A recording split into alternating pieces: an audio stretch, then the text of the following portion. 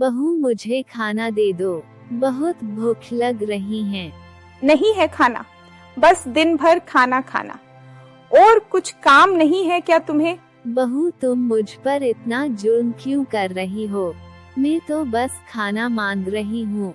हाँ, तो खाना नहीं है और कल से केवल एक टाइम ही खाना मिलेगा और उसके बदले तुम्हें पूरे घर का काम भी करना पड़ेगा। भगवान तो किस जन्म का बदला ले रहा है? इससे अच्छा है तू मुझे अपने पास ही बुला ले। समाज में कई बार ऐसी घटनाएं घटित होती हैं जिनके बारे में सुनकर हम चौंक जाते हैं।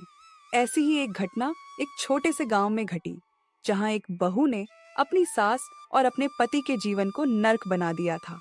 यह कहानी उस बहू के आतंक की है जिसने सभी को अपनी चपेट में ले लिया था। यह कहानी गांव के एक छोटे से घर की है, जहां रामू, उसकी पत्नी सुषमा और उसके बुजुर्ग माता रहते थे। रामू एक साधारण किसान था जो अपने काम में व्यस्त रहता था।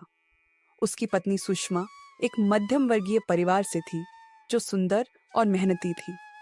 उसकी सास सरस्वती देवी काफी बुजुर्ग थी। वे बहुत ही शांतिपूर्ण जीवन जी रहे थे, लेकिन यह शांति सुषमा के आने के बाद टूट गई। लगता है इस बार भी बारिश अच्छे से नहीं होगी। मुझे भी ऐसा ही लग रहा है, लेकिन बारिश नहीं हुई तो सच में हम किसानों को भूखा ही मरना पड़ेगा। लेकिन बारिश नहीं हुई तो हमारी फसल का क्या होगा? हे भगवान, कुछ तो दया कर हम किसानों पर।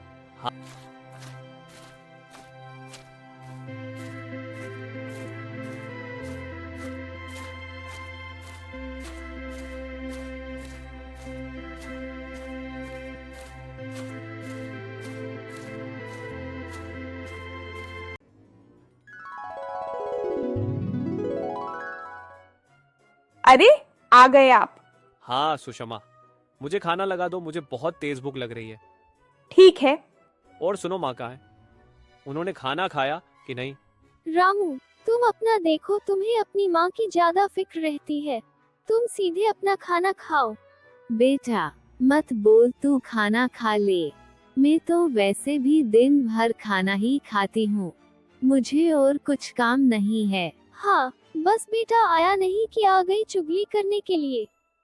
सुषमा, तुम कैसी बात कर रही हो माँ से? माँ, आपने खाना खाया या नहीं? हाँ, खा लिया है मैंने। तू भी खाना खा ले और आराम कर। सुषमा ने घर में अच्छा माहौल बनाने की कोशिश की थी, लेकिन धीरे धीरे उसकी वास्तविकता सामने आने लगी। वह सिर्फ अपने पति से ही नहीं, बल्कि सास से भी नफरत करने लगी। उसे घर का माहौल पसंद नहीं आता था और वह हमेशा किसी न किसी कारण से शिकायत करती रहती थी। एक दिन रामू को खेत से लौटने के बाद सुषमा ने कहा, माँ को कुछ आराम देना चाहिए, हमेशा काम में लगे रहते हैं।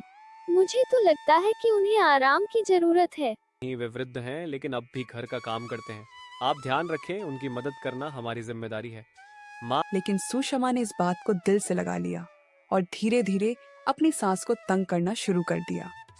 वह हर छोटी छोटी बात पर झगड़ने लगी और कभी अपने सास से सफाई के नाम पर उनके कामकाजी तरीकों पर टिप्पणी करती रहती थी। रामू को इन सब बातों का कोई अंदाजा नहीं था।